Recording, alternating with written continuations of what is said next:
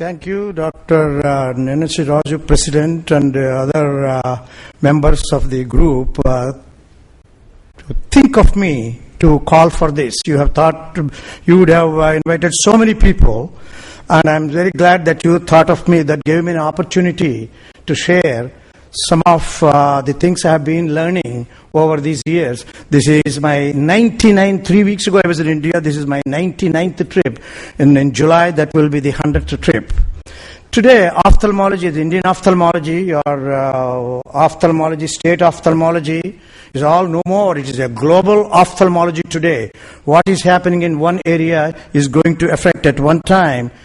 Somebody said that America sneezes, the rest of the world gets cold.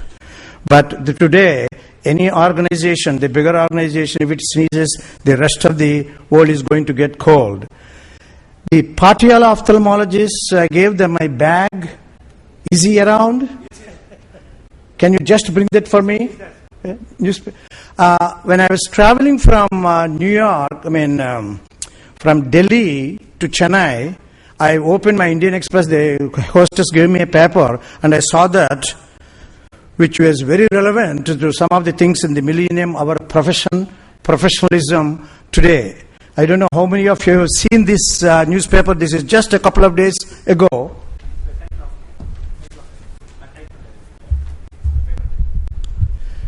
The minister says, chop off hands of striking doctors, clarifies. So he says, oh, I did not mean, anybody in the audience have seen this? Yeah. Anyway, he says, minister says, chop off his hands of striking doctors, and it clarifies, he's slightly apologizing. Our professionalism, the basis of medicine's contract with society is competent, ethical, caring. Almost the things I'm saying in this presidential lecture is nothing new. A president of the United States in post-war or during wartime president said, the only new thing in this world which you did not learn from history. Responsibility and opportunity, that's what we all have. Individual and collective responsibility, community, state, national, global. It is no more just one country, one state, or one continent. It is global. Few decades ago, it took 365 days to go around the world. Now, it is 24 hours. That is the kind of change the world is experiencing today, where we live in. The public service, the regulatory activities, the legislative. Some of the slides I borrowed from the past president of the American Academy of Ophthalmology, Mike Brennan. Challenges to our medical leadership: technology explosion, population explosion, natural explosions, unnatural, many unknown, and above all, political presence. If you look at the dictionary's meaning, in a dictionary, the meaning of politics, it is so wonderful, beautiful, nothing wrong. But the way in which we use the word politics today is always bad. In the same way, I want to just say this again. Whatever I'm saying doesn't mean I'm interpreting something negative or bad, because today you can't say anything without upsetting somebody. Always people interpret differently. The British are coming means we're talking about many ways you can take the meaning.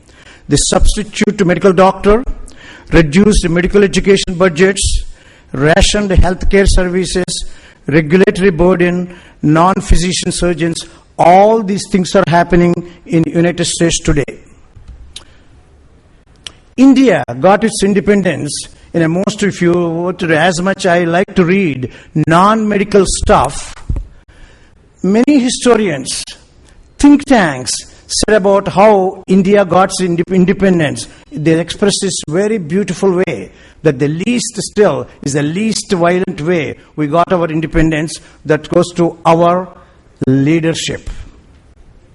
Credible voice, mobilize and motivate masses, influence decision makers. Partnerships, trustworthy advocate, strategic planning, influence decision makers, because as a medical profession, we worked hard in the school, went to college, got college degree, did very well in colleges, went to medical school, and so competitively we became that MDs. Leadership, is just leadership is used in such a way today, but you look at this leadership is persistent to conclusion, passionate, professional, influence the decision.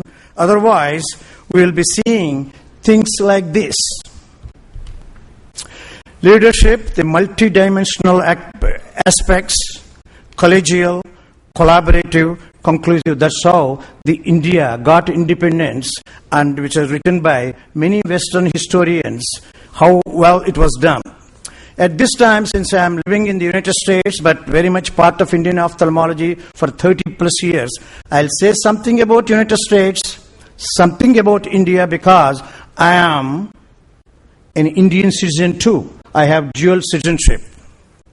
From the book, there is a book written just a few years ago called Time to Heal.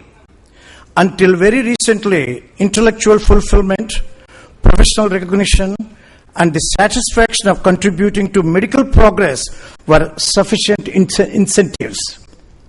In the 1960s, no one would have dared imagine that physicians would do anything but act on behalf of their patients. Just when a patient comes to me, I just want to do my best to the patient.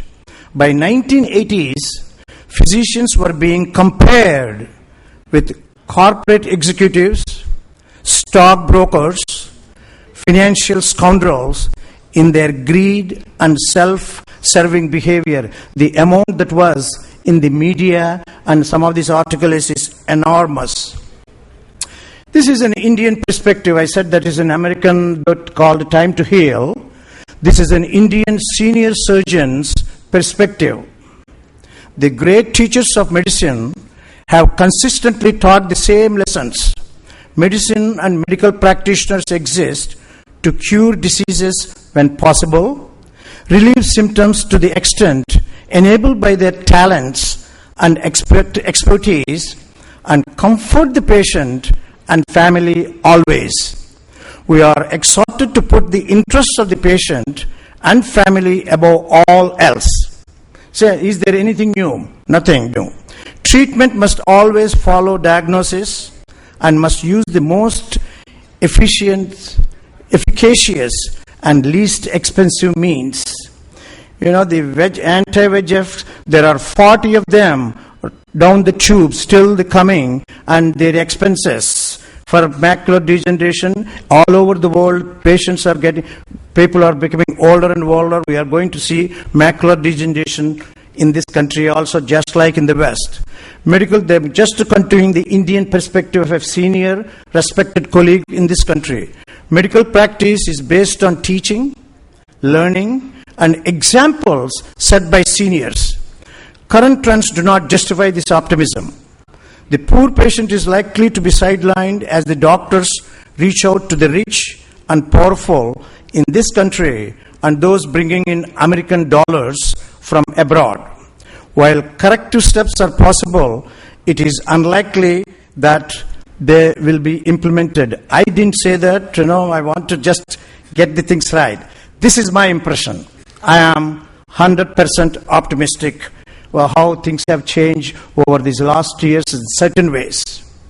India was the richest country until 1700, until the British came. We owe a lot. This is Albert Einstein's quotation about India. We owe a lot to the Indians who taught us how to count, without which no worthwhile scientific discovery could have been made. What we call Arabic numerals. Younger guys, in India also do not know the history. Those are all Indian numerals, if you look at it in Arabic, they call them Hindusa, came from India. India conquered and dominated China culturally for 20 centuries without even ever having to send a single soldier across her border. This is recently an Chinese ambassador to United States said that. India has an ancient tradition of healing. The oaths of Hindu physician and the Hippocratic oath of Hippocrates, they overlap so much. Some very respected historians said this is oath truly from old Sanskrit, Ayurveda, more than from Greece. Sometimes you don't need to argue who is right, who is wrong, who is first, who is second. That's not the issue. The issue is what can we learn from them. I'm sure some of you know these things from Susruta Samhita and Charaka Samhita, but we need to keep on reminding ourselves. Joint consultations, we're talking about even today, how important it is. This big meeting, CME, is a kind of joint consultation. A wise doctor should not adhere exclusively to what is written in the books, but use his own discretion and reasoning. Incredible discoveries happen because the student of medicine did not just limit himself to the books. Knowing about Indian medicine and Sanskrit literature, 100 years ago, a group of physicians started a club called CHARAKA Club, paying attention and respect to the roots of this country. I just wanted to change my gear here. Thus, I said a little bit about medicine in the globe, what's happening today, millennium, and my love and passion for the last 32 years is childhood blindness. So this is called an autonomous car. It can go anywhere without a driver. He sleeps in the back and puts on it just like autopilot. This is more complicated than 747 jet. It is coming. I did ICAM since 1977. I was astonished to see the pediatric problems, even today in rural and semi-rural areas, still existing. And it is truly a tragedy because 30 years ago we could do very little to these. Those vitrectomy machines did not exist. And the anesthesia, the people are concerned to give those little babies anesthesia. But today, what we have is no child should have an avoidable blindness in a country like this, which is second largest ophthalmologist in the world and one of the richest countries. I always categorize this country as highly developed country with the developing country problems. In 1979, we did, that is the first vitrectomy instrument we brought to a village because I didn't do that much of ophthalmology here. But when I said that the couple of visits when I made and when I saw the unexpected children with the eye problems, with the nystagmus already, we thought we did need to do something. Then the O'Malley's vitrectomy machine was coming. Now it's all attached to phaco machines. That child finished college. That is the impact of doing something to the child, eye vision-wise. In developing countries, 60% children die with an year of going blind. 1 million just children worldwide, and mostly in Asia and African countries. 500,000 children blind each year, 1 per minute. This is the current statistics from WHO and various think tanks. 60% die because of measles, mumps, meningitis, rubella, vitamin A deficiency. Yet a vitamin A tablet costs 50 cents. Once or twice a year, you could save the life and vision of a child. Blindness affects not just the child, the family, and the society as a whole. And above all, I would like you to just remember this. I wish I had more people thinking about the childhood blindness here rather than all the other sophistications. They are important too. Combating childhood blindness has been identified by the World Bank quite a few years ago as the most cost-effective health intervention in the world. The socio-economic implications, India alone loses $4 billion per year. India alone. Think about what fraction of that can be invested to get that kind of return, because everything today, bottom line is money. And of course, in India, it was like to Lakshmi Devi.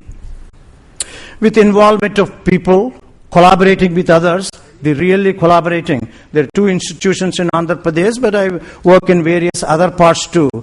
And we have a brilliant ophthalmologist, a medical director, Dr. Madhavi, and an administrator. They are doing rural and semi-rural areas. We mostly concentrate. The world has incredible problems. The world, all the infections, you name a thing that can affect the children. And this is from WHO. Enormous problems are there. Can you really tackle every one of them? Well, you decide. These are all the problems, infectious problems that are, if you add to others, children's problems, there are even more.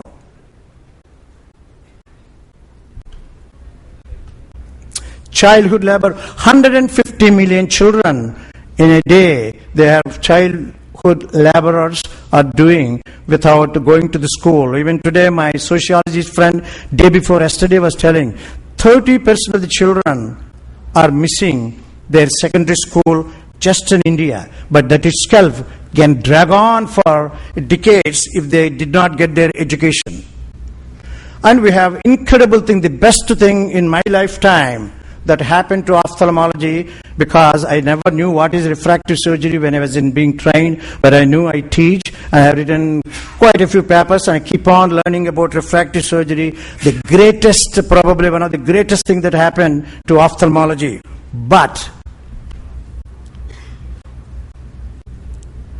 C multiplied by C1 multiplied by C2 is equal to V. That will be generation of 115 patients.